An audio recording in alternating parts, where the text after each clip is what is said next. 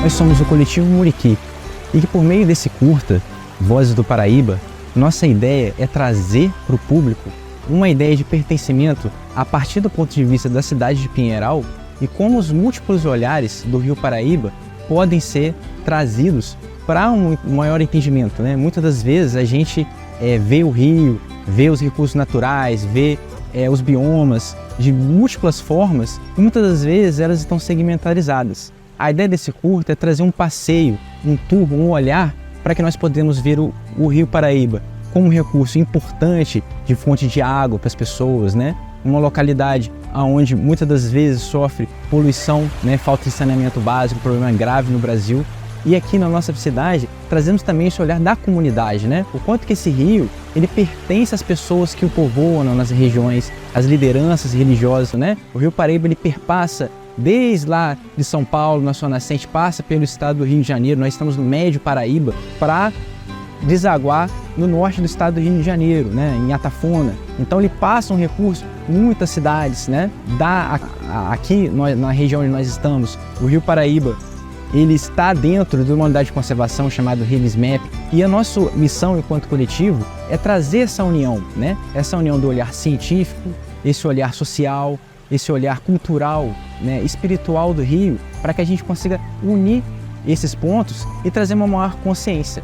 O Coletivo Muriqui ele nasce em Pinheiral, mas tem como objetivo trazer um olhar socioambiental do sul fluminense. Então espero que vocês com esse curta possam trazer um pouco mais, não só dessa visão racional, mas uma visão integral, né, do Rio e o quanto que a gente como ser humano estamos aprendendo através disso.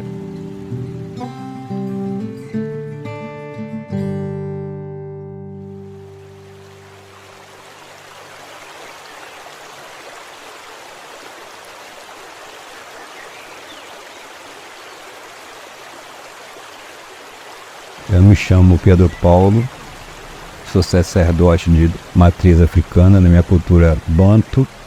Essa casa, né, do Índio Sabionene, que é uma raiz do bate-folha, e traduzindo para o português, é Casa Folha Grande. Então, com esse nome, a gente tem já uma definição do que a gente se propõe a fazer, né, cultuar a natureza. E a minha casa existe desde 1979, não aqui nesse local, mas desde 1979 que a gente professa a nossa casa aí, mantendo a cultura e a tradição em todos os sentidos. Nós viemos para esse local em 1993, de lá para cá nós estamos bem mais próximos ao rio e com isso a gente vai estar sempre cuidando, fazendo a nossa parte para manter vivo o nosso rio Paraíba do Sul. Tá? O rio para nós é de grande importância, né? Para o município, para todos, né? É água é vida e a gente tem que tentar manter de todas as formas esse sagrado. E como nós cultuamos a natureza, que a nossa religião ela está aí para cultuar a natureza. E os nossos inquices, nós chamamos de inquice na nação Angola, eles são nada mais nada menos que a natureza. Então a água, o sol, a chuva, o vento, então tudo isso faz parte da nossa cultura, da nossa fé. E o rio é de grande importância, sem água, sem inquice, sem vodum, sem orixá. E assim a gente tem que manter, preservar vivo esse rio. E fazemos o que podemos, lógico que dentro somos, eu acho que um grão de areia, mediante a tudo que a gente vê por aí, mas eu tento preservar aquilo que eu aprendi e tento passar para os meus, e não degradar aquilo que nós professamos, que é a natureza. Então, o uso da água do rio, o uso do rio para poder fazer ritualística é muito importante para a gente. Mas é mais importante ainda cuidar, zelar por aquele ambiente que nós precisamos dele a todo momento, né? A chegada nesse local específico foi em 1970, de 93 para cá. E aí nós estivemos convivendo com o Rio e vendo que cada dia que passa mais deteriorado, cada dia que passa bem mais sofrido, né? Por tudo que a gente vê, por tudo que a gente observa no dia a dia, aqui eu acabo tendo que todo dia olhar a ele, né? E agradecer a Deus por ele existir, a Zambi por ele existir, mas eu faço a minha parte, mas eu precisava que as autoridades também olhassem um pouquinho mais por ele, para poder fazer que ele realmente consiga sobreviver. Ele está em ritmo de sobrevivência, literalmente. Todos os dias que a gente vê ele gritando, me socorra. E aí a gente espera isso, né? Que alguém se pense e faça o melhor por esse rio.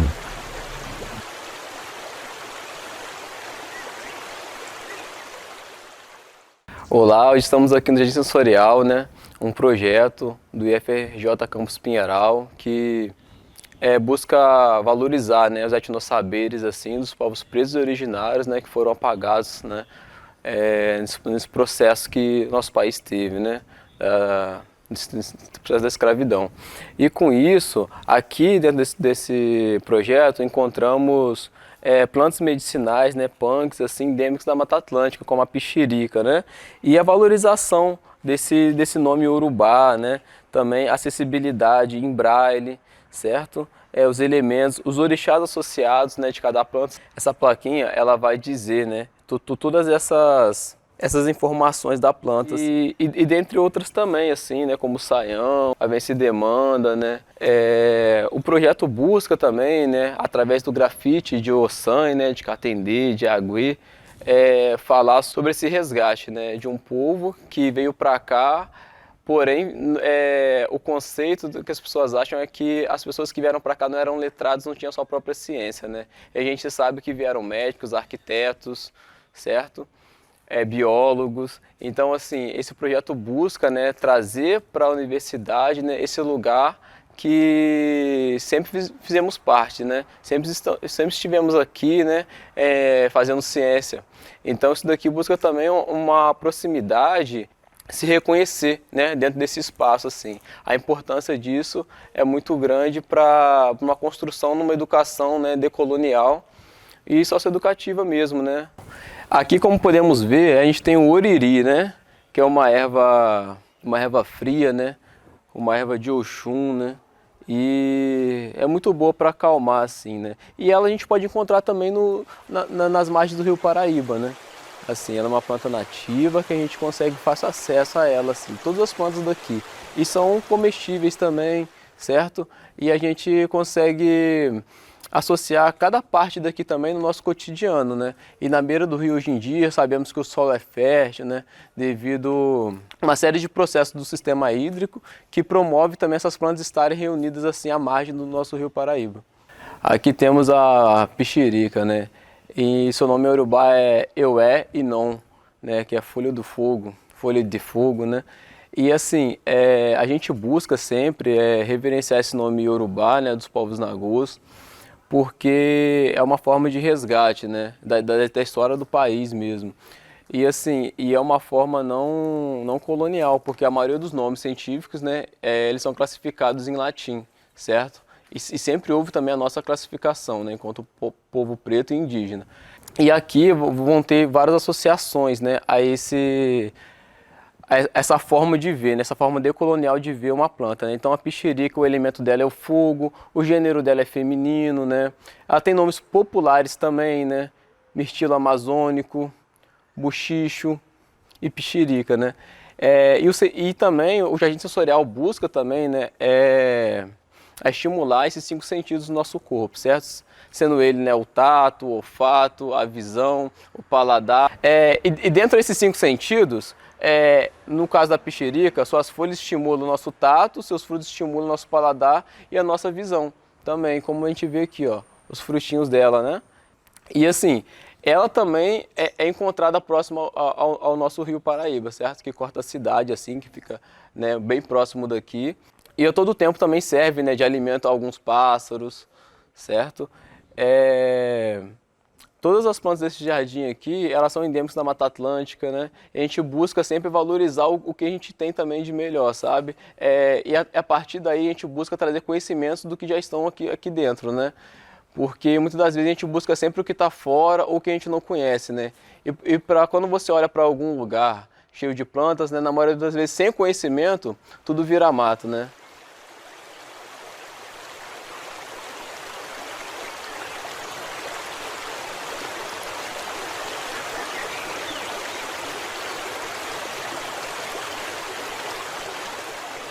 Meu nome é Cristiana, eu sou professora aqui do Instituto Federal do Rio de Janeiro, campus Pinheiral. O Rio Paraíba do Sul está inserido nesse ecossistema, né? Na verdade, ele está inserido em toda essa dinâmica ecossistêmica. Ele faz parte e é resultado também, né, de toda essa dinâmica integrada do ecossistema. Então, quando a gente olha fala bioma Mata Atlântica, a gente olha principalmente para as formações florestais, que é natural isso, que a gente tem esse olhar. E quando a gente fala de rio, dos recursos hídricos, a gente não tem como desconectar da importância dessas florestas para esse rio, né? Então, quando a gente fala do rio, a gente está também olhando essa integração de diferentes elementos dentro desse ecossistema. Falar dessa floresta, do papel dessa floresta, para a formação, para a perenidade desse rio, para a formação de uma água de boa qualidade, uma água limpa, né, que possa chegar até as casas, onde as pessoas vão utilizar aí para abastecimento, né, para as indústrias, para a área da agricultura. Então, esse rio, ele é fruto de toda essa dinâmica ecossistêmica. Os serviços ecossistêmicos, eles são esses benefícios, então, que o ser humano obtém e que estão associados à existência e às funções dos ecossistemas, principalmente os ecossistemas em equilíbrio. Então, quando você fala que serviços ecossistêmicos, né, o rio, ele pode fornecer. Na verdade, ter o rio, a presença, né, ter água no rio, é um serviço ecossistêmico, né, de todo um funcionamento integrado desse ecossistema que a gente está falando, um ecossistema florestal, por exemplo. Então, água limpa, né, quanta gente gostaria de tomar um banho no Rio Paraíba do Sul? Água limpa, de boa qualidade, seria um serviço ecossistêmico, é um serviço ecossistêmico muito importante. A perenidade do rio, né, ter água durante o ano inteiro. Né, essa regulação da vazão do rio. A gente tem problemas na nossa região, principalmente aí, muitas pessoas que moram aí nas margens do rio, a gente sabe o quanto isso é problemático na nossa região, mas ter regulação dessas cheias, né, isso é um serviço ecossistêmico. Então, associado diretamente a isso. Mas a gente poderia expandir um pouco mais, né, exemplos de serviço ecossistêmico contextualizados à nossa região. Então, um clima moderado, né, paisagens belas que possam, né, beneficiar, e a gente sabe quanto a natureza hoje, caminhadas em trilhas, caminhadas, estar em contato com a natureza traz benefícios à nossa saúde mental, física, então isso também são serviços ecossistêmicos, né? Eu sou Nilda Mara Torres, eu sou antropóloga, socióloga, doutoranda em ciências sociais e também membro do coletivo Muriqui. Nós sabemos que a nossa região, o Vale do Café, né, é uma região historicamente marcada por um período escravocrata muito longo e que foi preciso muita resistência das pessoas que estavam aqui naquela época para conseguirem sair disso. E ficaram vários vestígios, mas esses vestígios eles não são motivo para que as pessoas não consigam lutar, trazer modos de existência e de fazer as coisas acontecer da melhor maneira possível. E para isso a gente leva em consideração, né, e tem como colaborador disso tudo a própria natureza. As pessoas estão aqui no nosso território há muito tempo fazendo as coisas acontecerem, pensando sobre formas de preservação ambiental e também da cultura da nossa região. A gente tem um decreto, né, na nossa lei que se preocupa com a preservação de povos e comunidades tradicionais, O que são os povos comunidades tradicionais? Né? São grupos culturalmente diferenciados dos outros, que têm uma cultura específica, pensando na ancestralidade, trazendo modos de existência diferentes do restante da população. E esses grupos, eles precisam ser preservados para ter a manutenção dessa cultura e a preservação, e isso ser passado, né, de tradição em tradição. Esses grupos, eles passaram a ter um cuidado específico justamente porque eles estavam desaparecendo. Porque ao longo da história, né, por exemplo, a gente tem no Vale do Café, a gente tem um histórico de povos indígenas, quilombolas, população ribeirinha, e também na época, né, no período de escravização, também tem as comunidades pretas que vão passando culturas como o jongo, por exemplo, que é muito importante, a gente tem aqui, né? Somos considerados a capital do jongo. E eu acho que é muito importante a gente trazer que quando a gente fala em racismo ambiental, por exemplo, essas comunidades são as principais afetadas. Então, quando a gente traz a crise climática, a gente tem que pensar que essa crise climática, quando a gente traz um território como o nosso, do Vale do Café, ela precisa ter um recorte, porque a gente traz uma dificuldade para a gente enxergar isso de uma maneira específica para o nosso território e mais específica ainda para essas pessoas que estão ali no dia a dia tendo que se reconstruir com outras ferramentas, outras tecnologias. Não é que não tem como, porque não sabem. Sim, sabem, mas faziam isso há muito tempo atrás de maneiras diferentes. E agora com toda a urbanização, com falta de política pública, com falta de estrutura, às vezes até saneamento básico, fica um pouco mais difícil disso acontecer. O pertencimento já está mais associado ao quanto a gente entende que a gente faz parte desse processo, né? Faz parte desse ecossistema, faz parte dessa natureza. E isso é algo que a gente pode trazer um pouco desse olhar histórico, né? Da história ambiental para a nossa região. Na história ambiental, os ecossistemas eles são percebidos como territórios, né? Ou seja, são espaços que foram vividos, que foram apropriados por culturas ali habitadas, em diferentes épocas. E é interessante trazer isso para a nossa realidade, porque esses paleoterritórios, eles estão presentes, né, nos nossos biomas hoje. Então, quando a gente olha para a história, nosso bioma é muito comum quando a gente vai trabalhar isso mesmo como biomas, né, entender essa dinâmica dos biomas brasileiros ou dos biomas mundiais, a gente olhar para um passado talvez nem muito distante, e achar que a gente tinha ali florestas intactas, né, como se não existisse, né, o mito da natureza intocada, é muito discutido, tem até um livro sobre isso. Então entender que, na verdade, esses territórios, eles já foram modificados historicamente pelos seres humanos. Então essa relação ser humano-natureza, ela existiu desde que a gente é ser humano, né, desde a nossa história aí, e a migração dos Homo sapiens pelo todo o nosso território do nosso planeta. E, por exemplo, na Mata Atlântica, pelo que a gente conhece, a gente tem habitação dos seres humanos há cerca de 12 mil anos, de 8 a 12 mil anos, a gente tem nessa faixa. Isso significa que essa relação ser humano-natureza nesse território, essa modificação desse território, desses ecossistemas, já acontecem há cerca de 12 mil anos. Então, essa relação de pertencimento é uma relação que foi construída ao longo da nossa história, né? Que utiliza de plantas para alimentação, para cura, né? Que utiliza de plantas para ornamentação, que utiliza de plantas para se acalmar, né? Para utilizar no sentido de entender que olha como aquilo ali fornece saúde, né? Proporciona saúde para mim. Então esse pertencimento é entender como parte dessa natureza. E isso é interessante porque não é estático, né? É muito diferente ao longo da nossa história. É justamente fruto do que aconteceu ao longo da nossa história e como como essa relação ser humano-natureza, ela foi modificada ao longo dessa história. Então a gente está falando dessa relação dos povos originários que aqui habitaram, né? Os Puri interagiam um pouco, mesmo que fragmentos desses conhecimentos, mas mostram como eles interagiam, como era o pertencimento desses povos aqui.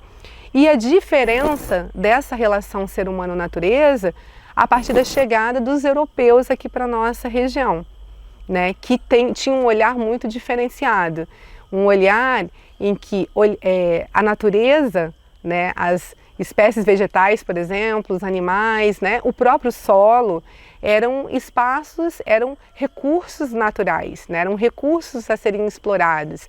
Então, tinha-se um olhar, na verdade que ainda é dominante hoje, um olhar muito utilitarista da natureza, exploratório.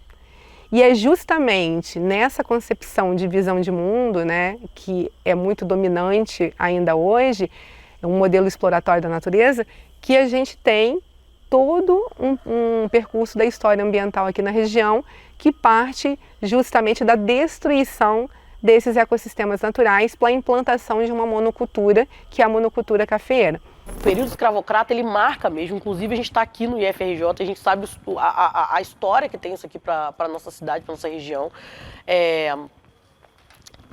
E como que isso trouxe, né, marcas, mas essas marcas elas também trouxeram muita resistência. Então a gente tem na nossa região capoeira, o jongo, comunidades, povos de terreiro, que são formas de resistir a todo esse apagamento ao longo da história.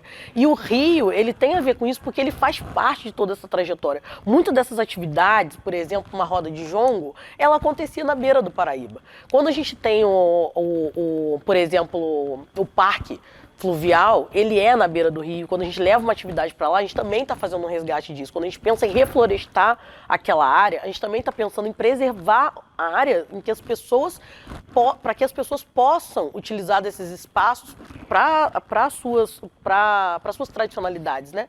Para pensar a dança, para pensar a culinária, para trazer, para se precisar de uma erva ter ali, né, se a gente está falando de uma medicina tradicional, para conseguir levar, né, as crianças, enfim, fazer a manutenção mesmo dessa cultura, e a preservação ambiental caminha junto, porque o rio, ele faz parte da história da nossa região e ele faz parte da tradição do nosso território. Na Mata Atlântica, na verdade, a gente tem relações diferentes dependendo do espaço da Mata Atlântica, né? A Mata Atlântica litorânea e a nossa região aqui, onde a gente tem uma relação um pouco distinta.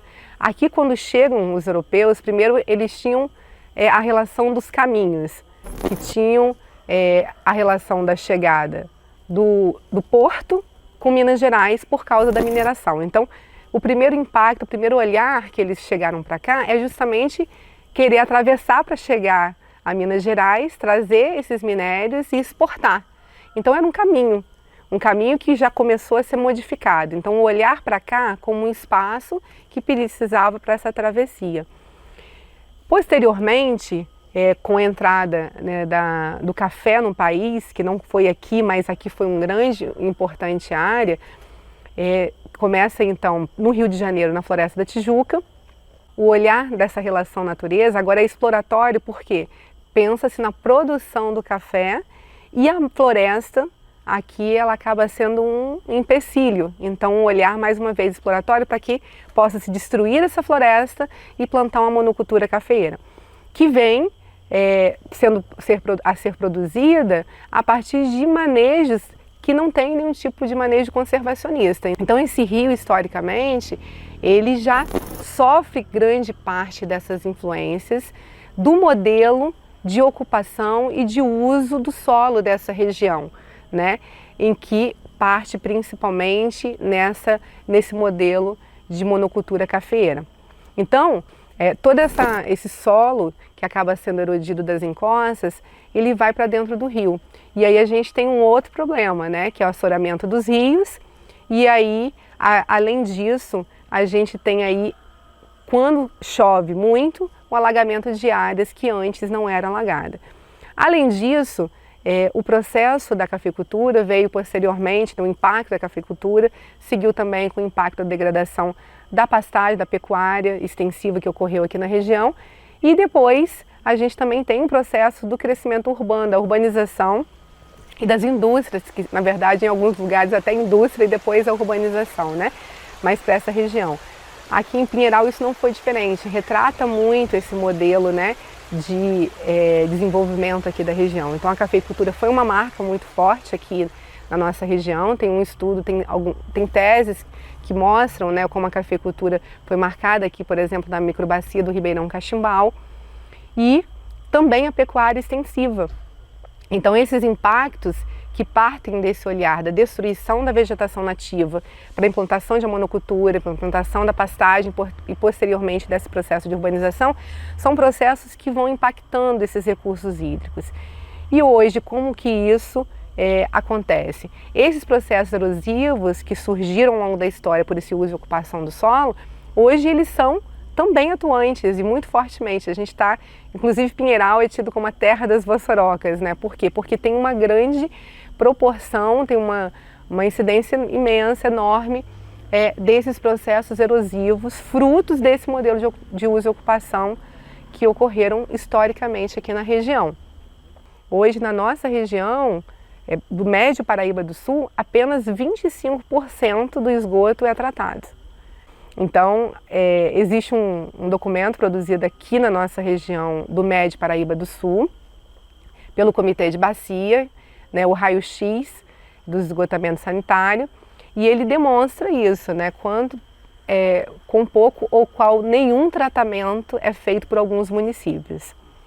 E isso é muito impactante. Então, esse esgoto ele vai de forma direta para o rio, né? O Rio Paraíba do Sul hoje, para diluir toda essa carga de matéria orgânica que chega, tem uma grande dificuldade nesse processo, porque é uma carga imensa que chega até esse rio. Então, são principalmente esgotos domésticos, mas se a gente também trabalhar em termos do grande impacto, que a gente precisa considerar fortemente o esgoto industrial que chega até esse rio, né? E que causa diversos impactos na fauna, né, na flora existente ali, na própria mata ciliar que está ali nas suas margens e, é claro, no ser humano, que capta essa água para abastecimento, para usos diversos aí.